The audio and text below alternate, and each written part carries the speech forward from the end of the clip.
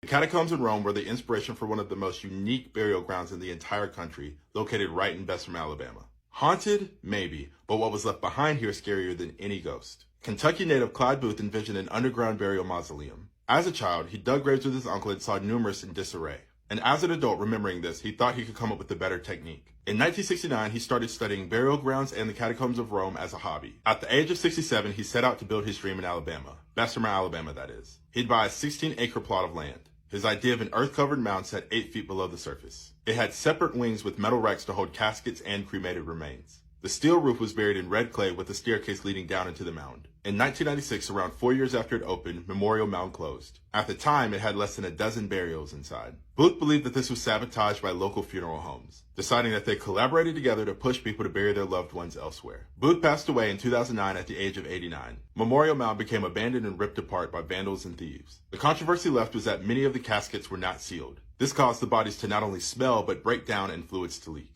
Local authorities knew but refused to do anything about this until 2014. This is when photos surfaced online with the remaining corpses that were decaying.